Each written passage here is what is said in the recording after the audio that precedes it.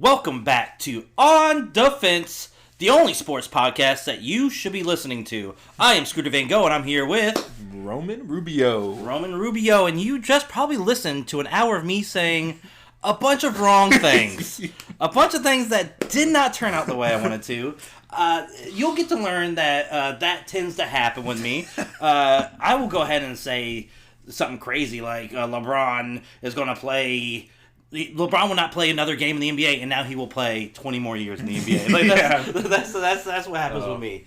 But welcome back to On the Fence. We have plethora of basketball to talk about this week. We had a lot of basketball happening.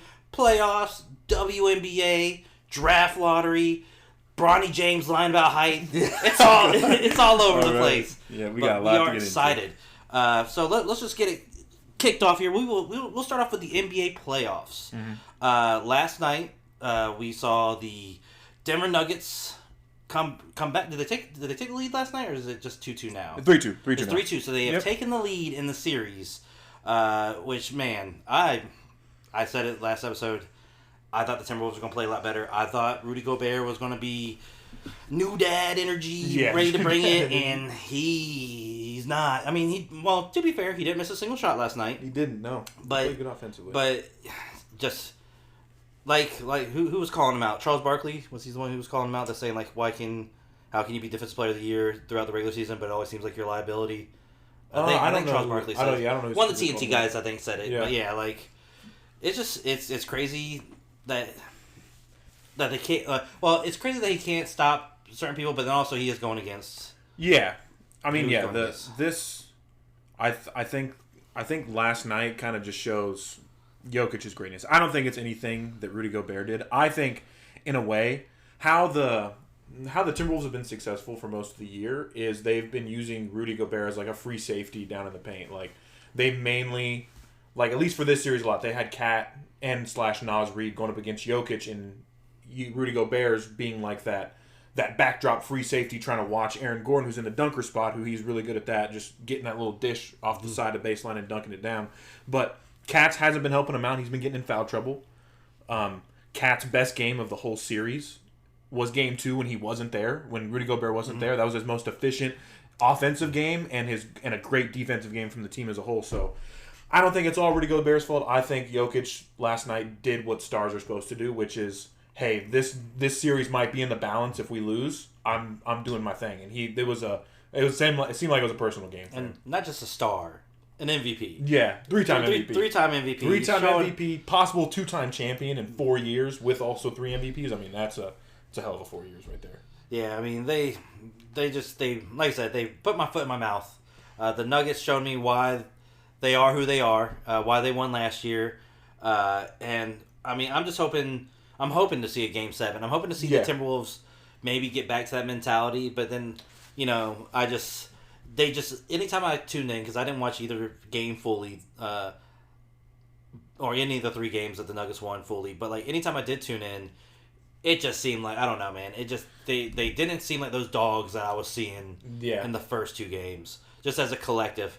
Now, I mean, Anthony Edwards is still running his mouth and doing his thing and stuff like that. He did say last night. I mean, last night specifically, like we talked about this episode 1 that I said Jason Tatum or Anthony Edwards wasn't seeing the coverages that Jason Tatum was seeing in the playoffs, like the doubles, triples, all the time.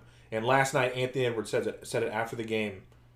This was the most doubles he's seen all season. That game, he shot 5 of 15 or something from the field. Yeah, he was bad. Only had like 18 points. He had like 7 of those points from the free throw line. So like he was not doing it. But like also nobody else is helping. Mike Conley was out last night. He's a very underrated point guard. He's been underrated for almost his entire career. He's an underrated point guard facilitator for that team, and especially for a team that doesn't need him to score. Exactly. You know what I'm saying? Like back in the day when he was like with Memphis and stuff like that, I felt like even though he wasn't the best scorer, there was times that they needed him to score. Where now it's just like, hey man, we need you to be a leader, and then also just help us run this offense. But the other thing is, and I don't know if Anthony, like I said, I haven't really looked at the stats that much. I know Jokic dropped 40 and had a great game, but like it seems like Anthony Edwards hasn't been the playmaker that he was in the first couple games either, and maybe they need to get him into more of a role like that where he's making more of the plays, getting the ball off to other people, but you know. Yeah, when they're double teaming you and triple teaming you, it's hard. It's hard to do that. Yeah, he had 9 assists last night. But also like just wasn't. Even though he had 9 assists, it didn't feel like he was really making any kind of impact on the game just because of how they were guarding him. But also, back to Jokic. I mean, he literally played like one of the best playoff games a person can play. 40 points, 13 assists, 7 rebounds, and 0 turnovers. I mean, that's insane. The turnovers is crazy because when you're eliminating those mistakes, bro, like and you're forcing. Because wait, this was in Denver, right? Game 5, Game 5 was in Denver. 81% of the teams that win Game 5 win the series, man. And I don't know. I probably have to retract my Timberwolves going all the way statement, which maybe next year. I think I'll put a early bet on them for next year. And experience is definitely a thing. Like most of the people on this team, like Rudy Gobert has been the person that's been and I guess Mike Conley as well. Probably the 2 farthest that have gone in the playoffs on that team. Everybody else, barely any experience in the playoffs. I do have a funny little comparison. We've both been watching the NBA for a while. Jamal Murray. I've been watching Jamal Murray play like this series, and all of a sudden last night it just like clicked. I was like, this guy looks like Darren Williams. Remember Darren Williams? Oh man, for Utah and Brooklyn. Mm-hmm. Like he looks like Darren Williams with an all-time great as his leader. Yeah, I mean, and the crazy like Darren Williams, man. I feel like he was a guy who was a little bit before his time because I don't remember him being the biggest guy as far as point guards go. He was like 6'2", 6'3", probably. But he was a scorer, and it was before that time that everybody was ready to let the guards do a lot of the work again. Because I feel like around that time that he was popping, there was just the big man resurging Dirks, and they had Carlos Boozer, and like it just felt like it was a big guy game at that time. And I just feel like unfortunately for him, he was just like in a weird middle lane where if Darren Williams was in our league right now, I think you look a lot like Jamal Murray. Yeah, I think like the tough buckets that Jamal Murray makes, the games where he just seems to take over games, and Jokic is just there dishing the ball. Like, imagine Darren Williams in a pick and roll with Jokic. I mean, like it just would look so similar to Jamal Murray. I love that comparison. I even pulled up highlights the other day of Darren Williams, and I was like, they play pretty similar basketball, like just tough shot makers. Yeah, and then what? Where'd he go? He went to Brooklyn. He went to Utah. They got traded to Brooklyn, and they did that. Like, it was like. Him, Joe Johnson, Kevin Garnett, Paul Pierce, Brook Lopez. That was awful. And they traded away all their draft picks to make an awful team. Shout out Danny Ainge. Hey, Danny Ainge. Hey, that's your boy. Yeah.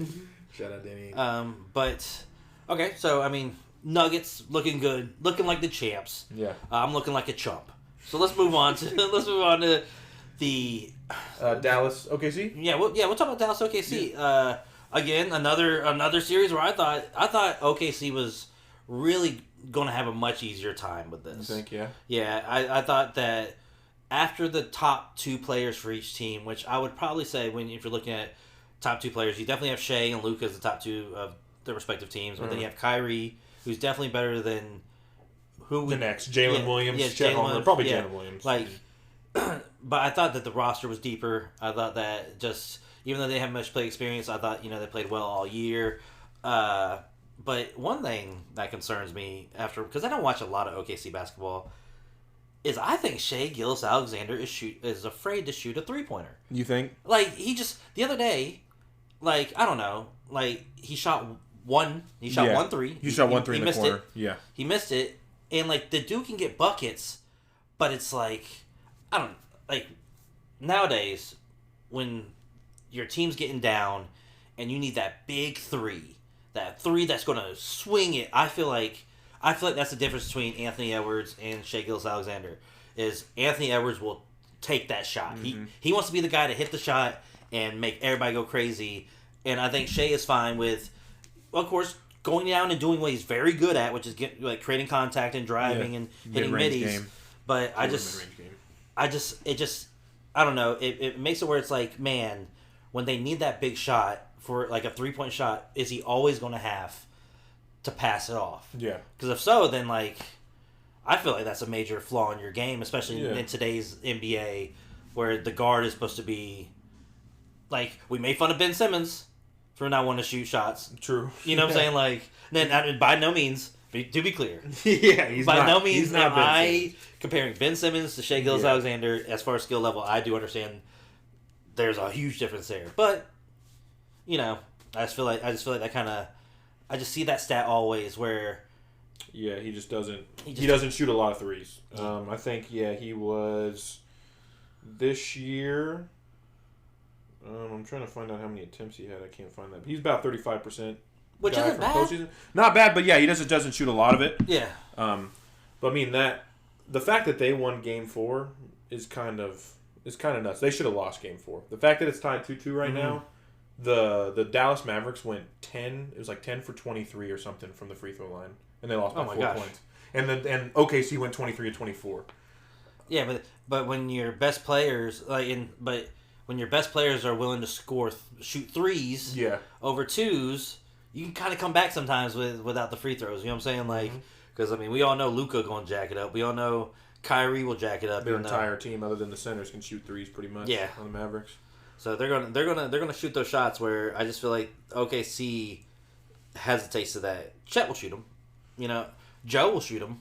I know they got some shooters on the team. Isaiah Joe's one of the best 3-point shooters in the league. But when it's crunch time, I'm sorry, I don't want the ball leaving my maybe MVP in a couple years hands for Isaiah Joe to shoot the ball. He took over in the fourth quarter of Game 4, getting into the cup, and then Jalen Williams had a nice sideline possible double dribble dunk. But definitely a flaw. But I would say personally, the momentum is probably in OKC's hands because Dallas just fell apart at the end. They blew that lead and they were missing free throws. You just can't miss free throws. And Luka's seriously banged up. I see the discourse through NBA Twitter of Lou Dort just being a linebacker back there, basically just throwing him around. He looks in rough shape. I think we talked about this last episode, but Luka and Jokic both have a tired look. Always. All the ways. Yeah. But Luka looks tired. He looks beat up. Every time I see a photo of him from the game, he looks like he's in rough shape. And he played a bunch of games this year, didn't he? He really didn't. I don't remember Luka. I don't remember him really saying that much. Yeah, he definitely played over 65 because I'm pretty sure he's in contention for all awards and stuff. So it just I don't know who I'm rooting for there. I guess OKC. Just because I like to see the young guns and I don't like Kyrie. So as soon as he's gone, that's fine. I did see something interesting since we were talking about Kyrie real quick. On Reddit, somebody said throwaway for Team USA that we should take out Tyrese Halliburton and Drew Holiday and put in Kyrie and Jalen Brunson. Yep. How do you feel? How Both great players. You can't deny Kyrie and even Jalen Brunson's eliteness right now. How great both of them are, especially Jalen Brunson. He's playing on a different freaking level right now in the playoffs. But when it comes to Team USA, when the reports came out that what the team they were getting together, they talked about the first 6 or 7 slots were locked, and one of them was Drew Holiday. The reason is because that man, he's got defense. He sacrifices everything to play good defense, and you need that especially on a team of stacked all NBA type guys for the Olympics. Let's say we just swap Drew Holiday for Jalen Brunson.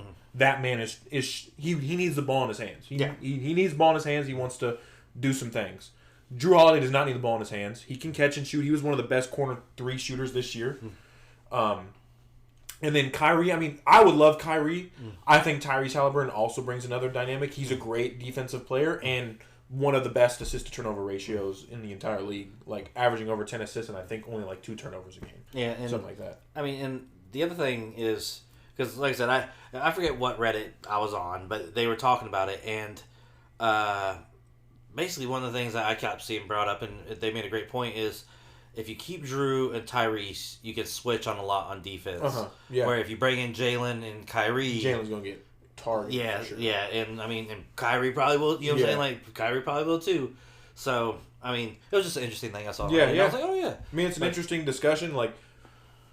Back in the day, you could probably get away with, way more offense and not enough defense. But the world in general is just getting better. In Team USA, I feel like nowadays you sometimes need, we all want the superstars to play in the Olympics because we all want to root for them. But you also need the role players that star in their role, like Drew Holiday, Tyrese Halliburton. Tyrese, we've even seen in these playoffs, he stops passing the ball. Or he stops shooting the ball, sorry. He just keeps passing the ball. And that's a good segue over to the East. My favorite series, at least outside of my emotional attachment, my favorite series so far, Knicks-Pacers.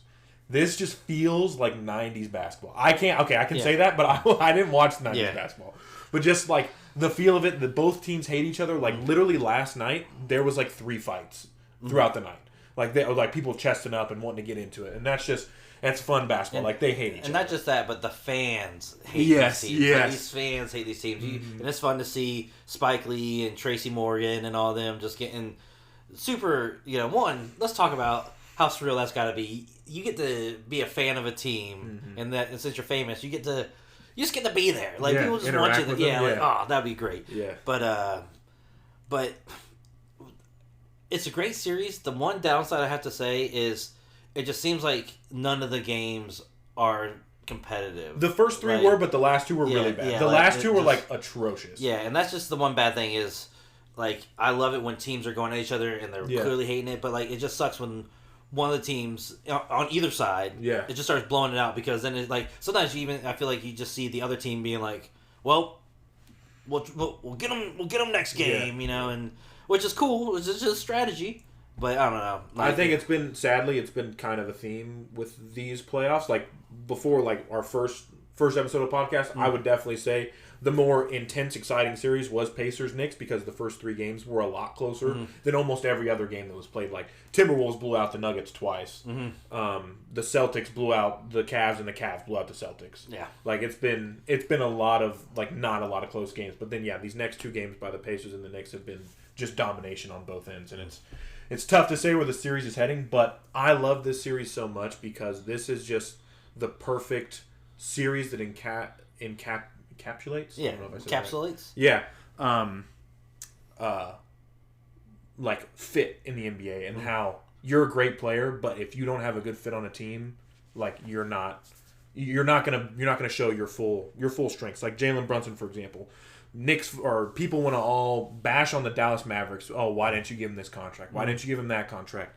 Yeah, he'd have been a good player right now for the Mavericks, but he ain't doing what he's doing right now with Luka on that team. Yeah, both of those. Yeah, that's the problem. Is to do what he's doing now in the Knicks, he would have to stop Luka from what Luka wants to do. Which, I mean, partially maybe why Jason Kidd and them decided to. Was Jay Kidd there when that happened? No, he was there. Yeah, he was there. Like they decided to part ways because, like, even though you have a great player, like if we're just going to spend a bunch of money and all it's going to do is ruffle feathers between you and Luka, exactly. Or like. And also, like, Jalen Brunson was good, but he wasn't this guy when he left the Mavs. He had, like, glimpses of that one playoff series before he left where he was balling out, and they were like, wow, this guy. The Mavs need to keep him. But him and Luka have two of the highest usage percentage in the entire NBA. Those two on the same team do not work. I mean, somebody's got to give, and I'm saying it ain't going to be Luka. Luka ain't giving up. So, eventually one of these teams will win. Yeah. As a Celtics fan, which one would you want to see? That's tough. I mean, the Knicks are more beat up right now than the Pacers. I'm pretty sure at least OG Anunoby would come back in the Eastern Conference Finals if they did. But in terms of I'm probably basing this off of the least amount of crap the Celtics are going to get for going through a injury-ridden Eastern Conference. I would rather face the most healthy team, which right now could be the Pacers. But if more people are coming back for the Knicks, I'd rather face the Knicks, just because I think we would get more credit. Not that it would even matter, because people would still bash us for beating the Heat in the first round, beating the Cavs in the second round, and beating whoever in the Eastern Conference Finals. But I would probably rather face the Knicks in the Eastern Conference Finals. The Pacers, with their pace, and they got 7 guys that average over 10 points a game. Yeah. Any given night, any of those guys can go off. So the Pacers scare me a little bit just because of that and how fast-paced they are. And sometimes when we get a little fast-paced, we get a little rattled. And even though Joe Mazzulla likes to push the pace, I think sometimes when we push the pace a little too much, we're just jacking up shots, and it's not the best. And if they're jacking up shots and they're making it, and we're jacking up shots and missing it, we're going to get blown out by 40 just like the Knicks did. Yeah, I mean, I would definitely say that out of the two, as somebody that doesn't have any skin in the game, I mean, I'd probably want to see the Pacers move on. I mean, they're definitely the more exciting team, I would say, with just all the pieces missing from the Knicks. Yeah. Which, I mean, if Julius Randle's there, like, what, like, is this even a series? Like, how good would the Knicks be? That's always. I don't think they'd be that good with Julius. You don't think so? I think Julius Randle's also a guy. Not that he's like Luka, but he takes shots and the ball away from Jalen. Yeah, he's an ISO guy. Like he's a good ISO guy. He's a good post ISO. So I personally think this Knicks team they have right now, they need to find a way to keep building around this because, I mean, having OG, Mitchell Robinson, Jalen or Julius Randle, and I think one other person out right now, and still be up 3-2 in the series and dominating the Game 5 the way they did. Really impressive. And again, like fit for like that team in general. Isaiah Hartenstein, backup center. He just got 17 rebounds last night. Basically almost out-rebounded the entire Pacers team. At one point, he had 7 rebounds, offensive rebounds, and the Pacers only had 3 defensive rebounds. Oh, wow. Like, he dominated. That's pretty crazy to think about because, like, I feel like when I used to think of, like, Miles Turner and stuff like that, he was always really good on defense, but I always, like, equate that if you're good on defense, you're good at getting rebounds. Mm-hmm. But there's been a lot of times in the series I just feel like, I don't know. Like I just feel like maybe I just had the wrong impression of Miles Turner, that he was a lot better at that aspect of the game. I know he's really still good at, like, defending just in general, but I thought he was a dog down the block, and last night was bad. I mean, that was getting out rebounded as bad as the Pacers did. I mean, that's a lot of times it come down to effort, and that was just like a lot of hustle plays that the Knicks were getting, but also just it was just a masterclass by the Knicks like last night. Same with Game 4 and this whole. I told my buddy KP. Hey KP, yeah, that I was gonna talk about and defend him a little bit, about the whole injury-ridden things. Because like the entire Eastern Conference is just riddled with injuries. Like Celtics are missing their 3rd best player, Cavs are missing 2 of their best players, the Knicks are missing like 4 guys, the Pacers are missing Benedict Mathurin, they're a really good scorer for them. Another dude that would add another double-digit score for them. You can only face who you face. Well, I mean, and part of winning a championship sometimes is the luck of being healthy. Mm-hmm. And I mean, we've seen it all the time when a great team, one player goes down, and then it's just over for them. Yeah, down the line. Mm-hmm. And that's just how it is, man. Like, that's just how the cookie crumbles. And that's what makes this series so beautiful, is that the Knicks, just the next man up mentality. I mean, how the Villanova guys all together are playing. Like, they ran 6. I think they ran not 6. They ran 7 people, I think, last night. Yeah, dude, their starting lineup was Jalen Brunson, Dante DiVincenzo. I forget the dude's first name, but his name is McBride. McBride, Josh Hart, and Isaiah Hartenstein. That's like 6'6" and lower, other than Isaiah Hartenstein. Yeah, that's like 4 guards. That's an insane lineup. And McBride was the leading scorer for like the first 8 minutes of the game. Like that dude came out balling. His first playoff game start of his career, and it's just I love this series. Like this series just seems like a dogfight. Even though the last 2 series ones have been blowouts.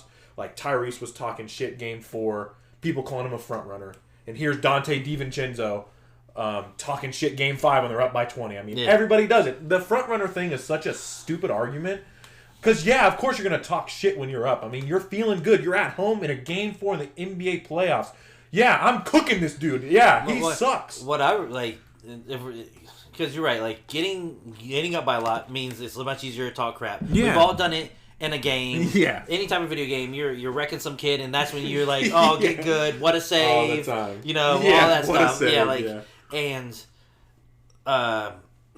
the thing is that what I like about one particular player, and I know Anthony Edwards, what I like is when he's losing, he's still talking shit. Yeah. After that game that he lost, and he walked over there and told him that's the shit I like. Mm-hmm. Like keep that up. Like that's what just keep talking. Just if you're gonna talk, just keep talking and. Don't back down. Yeah. And then it's as easy as that, but everybody's going to talk shit when they're up. Yeah. Everybody's going to talk shit. I'm really excited for Game 6 Knicks Pacers. I think it's going to be great. I think there's going to be a fight. A fight's about to... If you go watch like the chippiness that happened last game, dude, but this is the thing is like... They were crazy. If you're the Knicks, you can't. Even though you probably maybe want to fight them, you can't. You're running 7 right now. So... If somebody important gets suspended for 3 games, now you're running 7 with somebody that you weren't even wanting to run when you had, it's just you can't.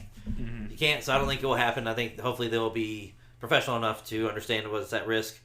Amari Stoudemire and Boris Diaw stood up one time, and they got Tim Duncan did like nothing on the bench. Yeah, he whispered something to somebody, got a technical. Yeah, that was one of the most frustrating moments ever as a fan. Back in the Suns days, Suns Spurs. I want to say it was either Bruce Bowen or Robert Horry body checked Steve Nash into the scorer's table. Bow. All Amari and Boris Diaw do is they don't even leave the bench. They stand up.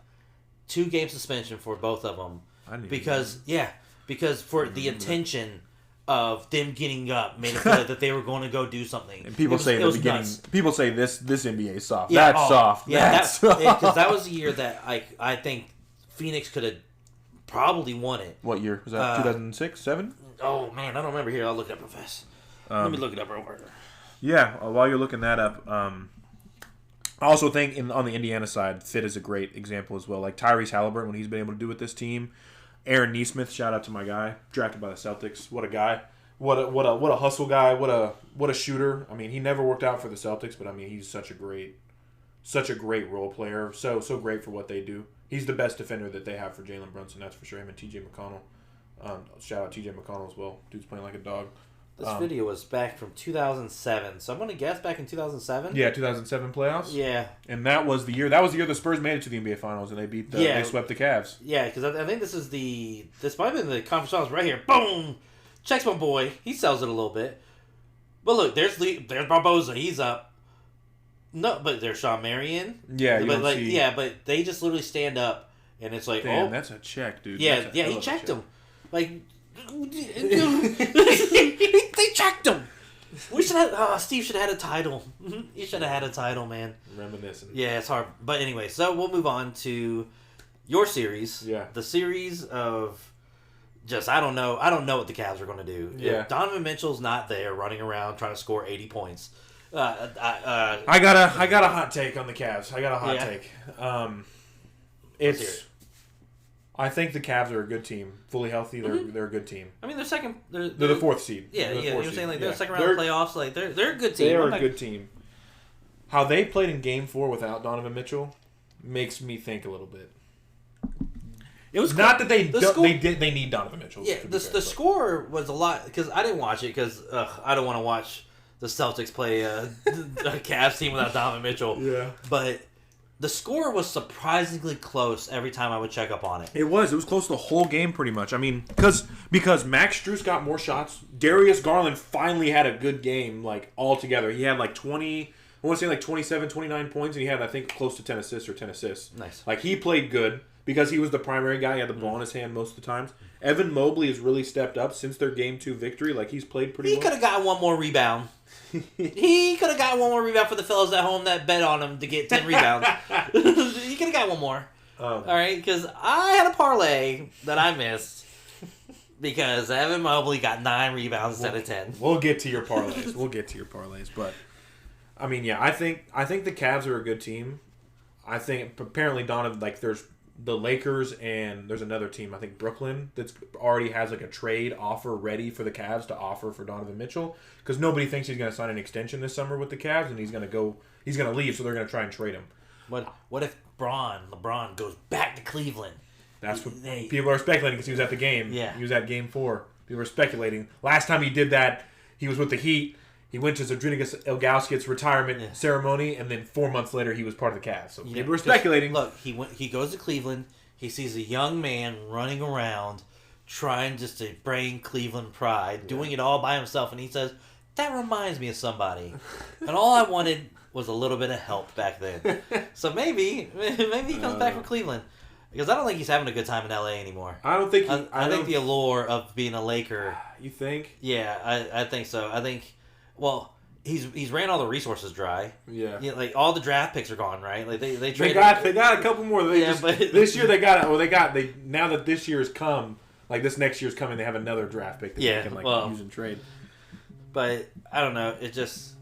I don't personally. I don't see him leaving the Lakers because unless he goes back to Cleveland. I don't see him leaving the Lakers just because just because he's there and apparently he's committed to them.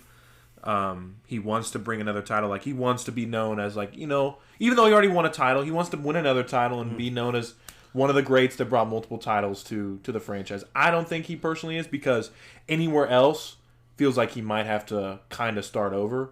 Like, at least he has something built there. He's got another star with him, Anthony Davis, which, even though he's called day-to-day Davis, or day-to-day, whatever he's called, but he was pretty healthy this year. He played pretty well. He should have been really considered for Defensive Player of the Year as well. I don't know. With the constant carousel of coaches, so much blame, and I'm not saying it's all LeBron's fault, because LeBron's been playing very well for his age. Very well. But I don't think it's there. I think their best year was their COVID year, where they won the title. Yeah.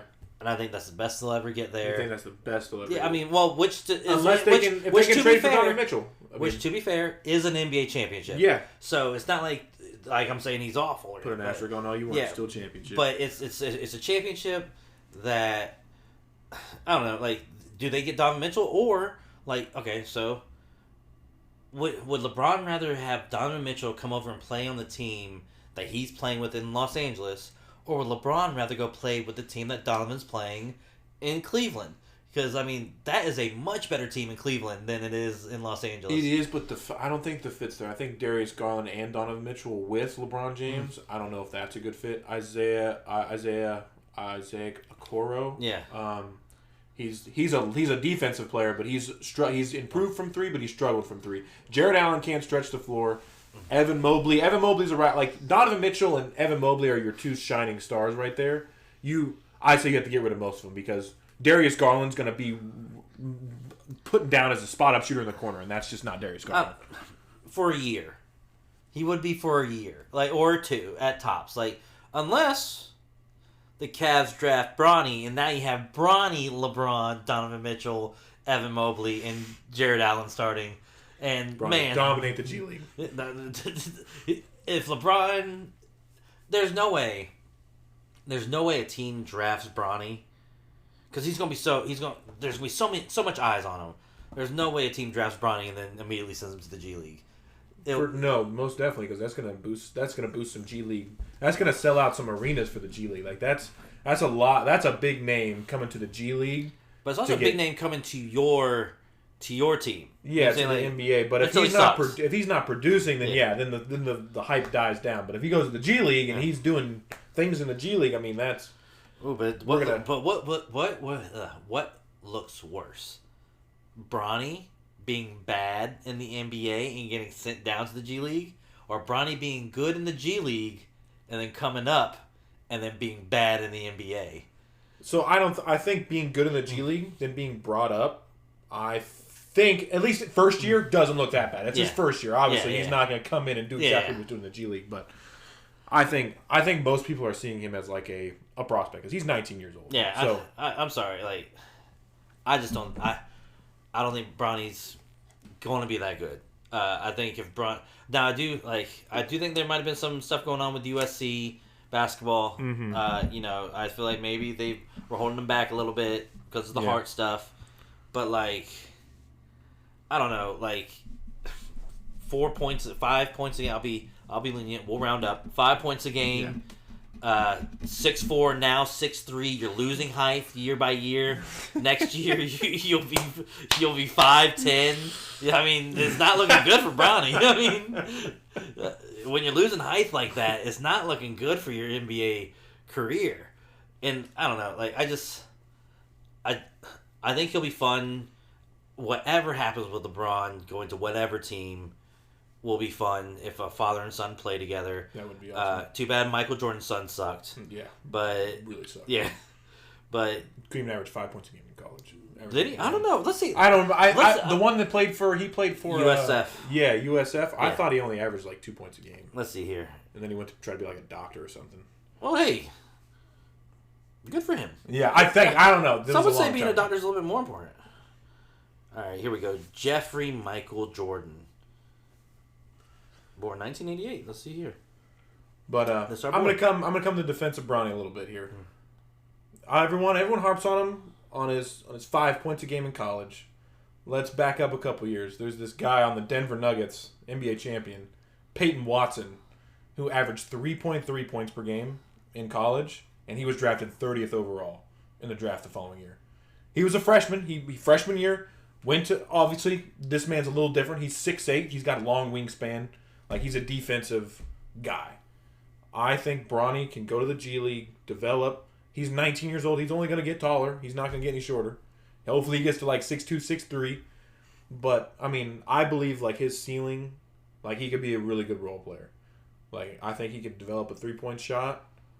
I think he's going to be... I think he'd be a good role player, but it's going to be a couple years. That's just my take on it. All right. I got some stats here. Yeah, let's hear it. Got some stats for old Jeff Jordan. Jeff Jordan.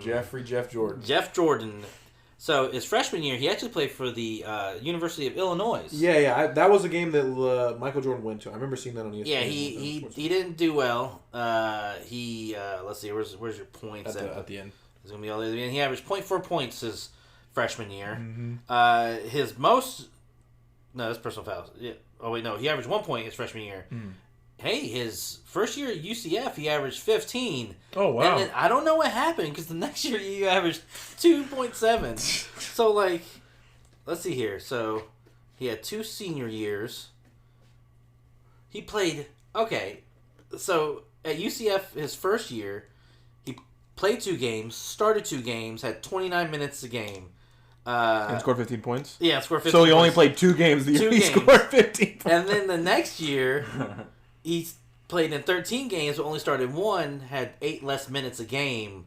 But man, just he didn't shoot. He shot 10.5 shots at his career year, 15 points. And then after that, he only shot 2.7 shots. He averaged 2.7 points, and he averaged 2.7 shots a game. That's a stat. That's a stat. Dude, he's averaging a point a shot. He's averaging a point a shot. Right? So... But that's 5 years compared to Bronny's 1 year. Yeah, I mean, yeah. See, that's the thing, is Jeff Jordan, he was a collegiate star for 5 years. For 5 years. Yeah, he was holding it down. He didn't need to run to the NBA away from competition. Definitely wasn't. The NBA wasn't running towards him either, that's for sure. Hey, he got UCF a Jordan Brand deal. I don't know if you ever... I heard that story where he went there and they were Adidas school, but he wanted to wear his dad's shoes, and they were like, well, you can't wear your dad's shoes. And then Adidas dropped him, and then here comes Daddy Jordan. And he's like, bam, now you're a Jordan school. So, I don't know if they still are, but maybe for those 2 years, or those 2 games, I don't know. But speaking of prospects, like, well, Bronny Braun. Yeah. Some news for the Hornets here. Yeah, the draft lottery is done. The Hawks are the winners of the big shit contest that is known as the 2024 NBA Draft. Hey, the first overall pick's Sarr? Someone you want. I mean, I would want Sarr. To be clear, but he is not. I'm fine with where we are here. I think there's a lot of decent talent up at the top, but there's not that generational talent. And I don't know if the Hornets need a generational talent. Like, they got LaMelo. Who knows how long he stays? Who knows what his career projects? I'm hoping at least for 5 years. I'm hoping he plays throughout this contract. If not, I hope he gets something decent for it. Brandon Miller, though, very high ceiling. I mean, really, really solid. Mm-hmm. I remember being crucified for thinking the Hornets should pick Brandon Miller over Scoot because it was fit. I'll say it. Fine, Roman. I'll say it. I was a Scoot Henderson guy, all right? Scooter was a Scoot Henderson guy. Who would have thought? Scoot Henderson guy. I was ready to die for Scoot. And I just... Brandon Miller, I think, knocked out Carolina. I think we played them that year that he came out into the draft. I think. We played him 1 year, and we beat the hell out of him, and I felt good about it. So I was like, that guy sucks. Yeah. But I just... I don't know. His off-the-court stuff, too. I mean, that was the off-the-court stuff was a little alarming, you know. And then we had Miles Bridges, which had some off-the-court stuff. So I just didn't want to all that. And then, apparently LaMelo and Terry Rozier like to smoke blunts before the playing games at Atlanta. No surprise there. Which, great. But I'm very excited about Brandon Miller. He definitely turned me away. One, Scoot's bad play. Really? Two of the worst plus-minus games in NBA. Yeah. Plus... Brandon Miller just being a dog. Yeah. Like, with LaMelo out a lot of the year, Brandon became one of our top options probably a lot sooner than what we thought he was going to become. But, man, like, there was games, man, like, and of course he's a rookie, so there's going to be some games that he's not doing shit. Mm-hmm. But there was a lot of games, man, where he would just surprise me. He would take over and start making some smooth middies, and I was just like, yep, like, and, like, it sucks that he was third in Rookie of the Year voting. I mean, but tough crowd. The way that I can kind of, like, look at it is if Chet Holmgren and Victor Wembanyama are two generational talents, like people think they will be, and we got the third guy, which in let's say in 5-10 years these guys are the best guys in the NBA. I'm fine with having the third best NBA player in the NBA. Yeah. Like for Charlotte, that's a huge win. Can we keep him? That's a different story. He might not be in Charlotte in 10 years. But the good thing that I like is that the ownership group that we have now seems willing to spend, and we have Mr. Beast on our chest, and we are, and Mr. Beast has a lot of money, so hopefully he can help us out there. But I feel good. I feel good that it sucks that Mark Williams and LaMelo sat out most of the year this year, but at the same time, like we weren't going to do nothing anyways. It gave us an opportunity to see what Brandon can do as a top dog if we need him to be. And then we also got to see Miles Bridges be. I don't know, man. He's somebody that not a great guy off the court, but I love his game on the court. And when he's feeling it and he's going up with his right and left hand, and he's a guy who is right-handed who plays basketball left-handed. So I love those people. Yeah, not him, but all the other people. But he has that ability to fish with both hands, and it's when Miles Bridges is balling, it's a great watch. Mm-hmm. But I don't want to pay a guy top dollar who might go and just really screw us over as a franchise by going to do something stupid. Yeah. Or I don't know, man. Like when you go to a stadium and you're watching the game, they'll have these things come up during timeouts, and it's like people like answering questions to like the players, right? And there was one that went one time, and they asked Miles, like, "What do you like about Charlotte?"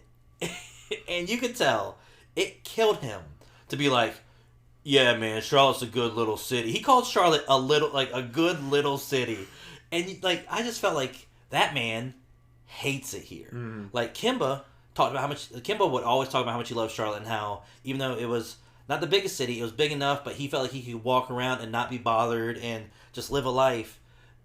Miles hates that. I think he hates everything about it. So it just worries me that I don't know. I want a player that wants to be here for the community, and wants to change that whole culture around, and doesn't just want a bag. Yeah. Which I understand players wanting a bag, but he had a chance for a bag. He just had to do one simple thing. Right, right before free agency. What a fucking idiot, before free agency, dude. That's what I mean. Yeah, just dumb people. Whatever.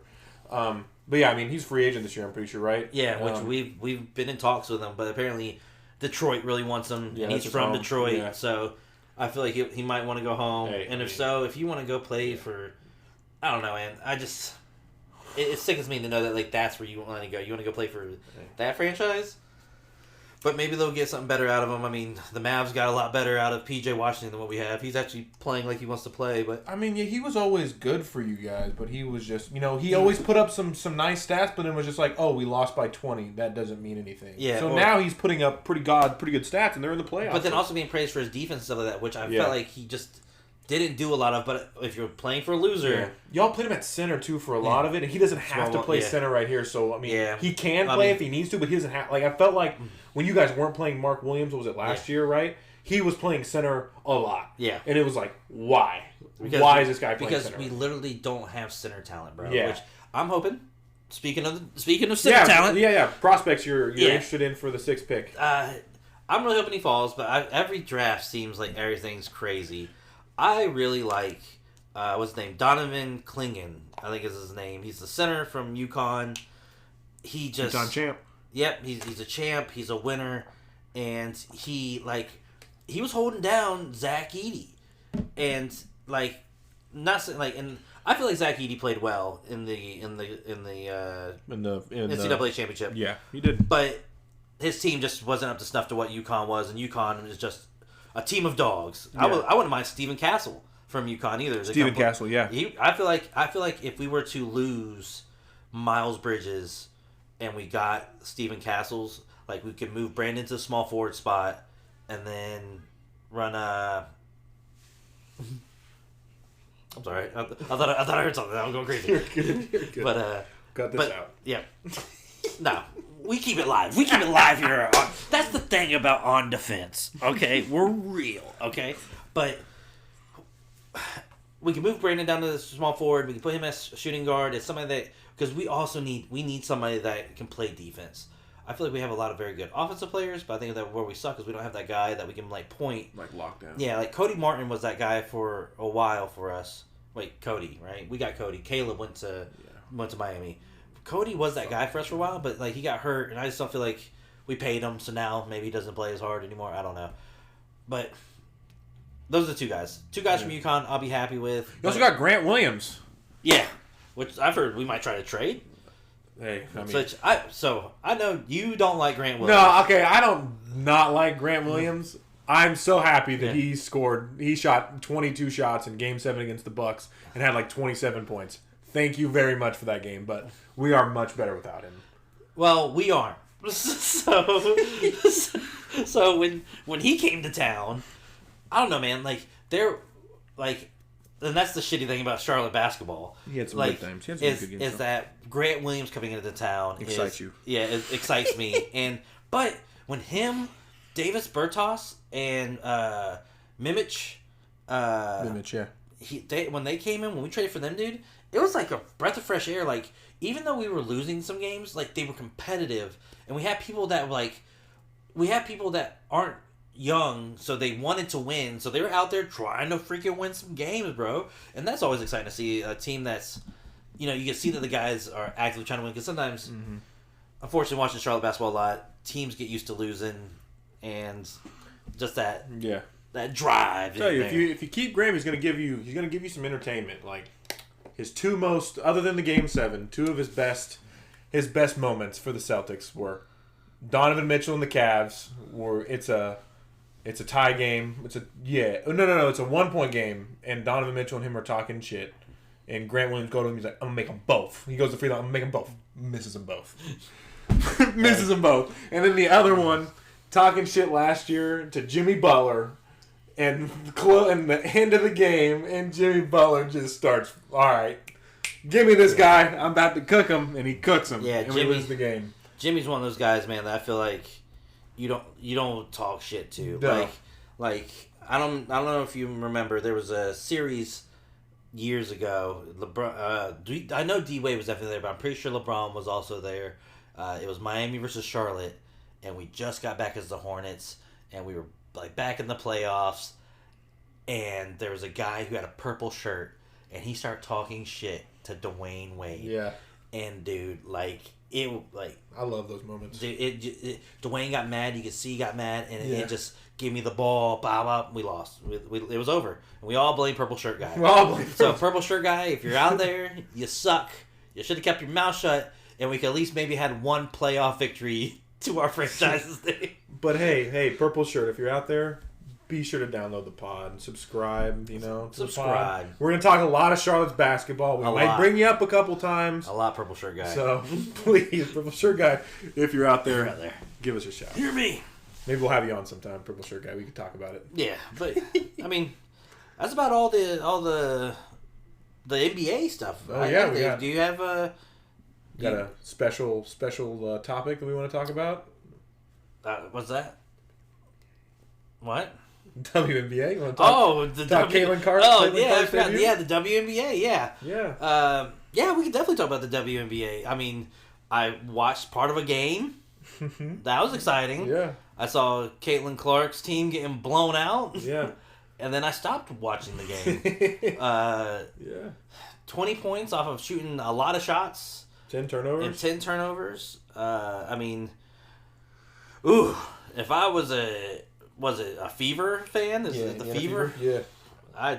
It's one game. Yeah, it's one game. Steph didn't have a great start to his career either. I mean, there's plenty of people that didn't start off right. I mean, I think she's gonna be fine. I don't know, man. It's just I hope she does well for the game of basketball because she clearly is a polarizing player that can help the WNBA. Yeah. But it's gonna be real nasty and real shitty if this is like. And I know. I'm reaching. It's one game. It's one game. But if this is Caitlin Clark, ooh, I feel bad to be an Indiana Fever fan. Hey, they flew on a charter plane to the game, so hopefully they did. Good for her. Hopefully they keep doing it. Yeah, good for them, dude. Like I'm so glad. Like, it is nuts. Good. It's wholesome to see like that video like of them on the plane. It was really wholesome to see how excited like everyone was. Yeah. Obviously, I've never been on one before, so I don't really know how. A plane? Feels, but no, a charter plane, like a private plane. But like everyone was just so happy. They're like, "Oh my gosh, like we're here! Like plus, what's up?" I'm pretty sure nice. I heard, and I don't know if this is true, but I heard that they were responsible for the longest time, like paying for their own flights. And you brought that up. I have no idea if that's true or not either. You know, we'll find out right now. Right now, live on the cast. We're gonna cut to it, so you don't have to wait for him to search it. We'll cut to it, so you'll hear it right after this. You won't even. So yeah, women had to pay for their stuff. Yeah, that's kind of crazy. Yeah, that's kind of crazy. You know, and I was telling you this off mic, but the WWE also, like a lot of the wrestlers and entertainers there, also have to pay for like their stuff too, which is crazy. Yeah, like I just can't believe that they have to do that. But anything else interesting happening in your life? What games? What other things you like? What are we doing? Yeah, like what you doing outside of sports? What are we doing outside of sports? Let me tell you, I am watching X-Men '97. I just started that. You told me I just started it yesterday. I watched episode 1. Enough. The first few are a little slow. Yeah. By episode 5, I feel like everybody's hooked. Man, I'm going to go home today and watch the season finale, and I hope I don't cry. You choked up a little bit there in your voice. I'm just keeping it real. I have cried more than I like to admit watching X-Men '97. You got choked up right there as you said it. That was so funny, man. Yeah, I mean, it's no Invincible, but damn, come to me, my X-Men. You know what I'm saying? I love that line so much, like, because like in a single episode, sometimes like everybody will say it, right? Like Cyclops will say it, and Magneto will say it, but like sometimes they'll all say it in one episode. So like I get confused on who's X-Men's who's. You know what I'm saying? Like they're all mine. Is it we collectively own all the X-Men? Yeah. Yeah, no, I'm watching. I just started episode 1 yesterday. I'll probably continue that after you get out of here. But yeah, watching that. Watching Fallout. Just finished Fallout. Great, dude. Great Fallout's series. So good. Great. So good. And if you're a Fallout fan, like there's a lot of really good Easter eggs and stuff like that. And I could do a whole podcast on that. Oh yeah, man. I'm not going to, but I could. Yeah, great. But really good show. Yeah, like Amazon has been killing it recently. Yeah, The Boys coming out in June. Excited to watch The Boys. The Boys coming out in June. We got The Acolyte, Star Wars, dude. I'm a big giant Star Wars nerd, so I'm here for it, man. I cannot wait. And we all know that everybody's excited to go watch Haiku Battle of the Garbage Dump, the movie coming out May 30th. I got my tickets already. It's volleyball anime, everybody. It's great. Oh, okay. It's great. Gotcha. Yeah, it's volleyball anime. I know. I think you've talked about this before. It's such a good show, dude. Look, everybody. Watch basketball anime. Croco's basketball. Have a great time. Get in the zone. I'm gonna mention it. It's a watching must if you're gonna listen to me talk weekly. Dude, bets of the week, dude. Bets the Scooters. Scooters locks of the week. Scooters locks of the week. Come on. So I've been thinking about this, right? I've been thinking about this, right? If I do these locks of the week, I can only bet on the stuff for today. So by the time it comes out, oh god, nobody will be able to bet on my locks of the week. That's so true. You have to put it out today, then. Yeah, like I would have to put it out before any of these games start. So do tomorrow. Do it. You gotta preemptively. Yeah. Can I hold on? Let's see here. Can I go to tomorrow? Yeah. Like games have already started for today. That's the crazy thing about baseball, bro. It's like they're like freaking 4:45. Yeah. Oh man, I might have to save Scooter's 15 parlay locks of the week till next episode. So right. Because I was thinking about it halfway through this podcast. I was like, games have probably already started, and just know we got Scooter's 15 leg parlay locks of the week. Every week starting episode 3. I'm going to make you guys millions. Or you're going to lose $10 trying. Yes, but hey, it's... Or $1. If you buy lottery tickets, it's like buying a lottery ticket once a week. And you can email me your concerns at Roman Rubio. No. On defense 3619@gmail.com. You can at me at Roman Rubio on Twitter. Roman Rubio 14 on Twitter. You can at me. That's me, Scooter Van Gogh. I'm not Scooter Van Gogh on Twitter. Yeah. Week 3, episode 3. We're gonna do Scooters. We'll get the locks in. We'll get the locks in. We'll get you money. Get everybody guaranteed. Rich and famous, so we can. Guaranteed. I will try to do it. Yeah. But this is episode 2. We're still doing it. It's only 2 My episodes. God, even though everybody's already told us to quit, we're already still doing it. We got so many haters. We have a hater Twitter account right now. We do. There was a burner account. They're talking mad shit, but here we are. I'm hearing you, Oscar. I'm here. I'm be watching. Be looking for your tweet. Oscar De Franco, I think it is. I take it as a compliment. Yeah, man. We already got haters. I didn't even put out the first episode. Like, we're putting out a double banger in 1 week. Episode 1 and 2. Wait till he hears me say all that wrong shit. He's gonna have some real. He's gonna put something on Twitter. Scooter's gonna be so wrong. Yeah. Scooter's so wrong about this. He's so wrong. I am. But yeah, that's it. On the Fence. Best podcast in North Carolina. The only sports podcast in North Carolina. The only one. Only one. That you can listen to. Exactly. Because until we give you permission to listen to other ones. Yeah. Which is not right now. Probably not for a while. All right, bye. Bye. You're grounded. You're grounded from all the other sports podcasts.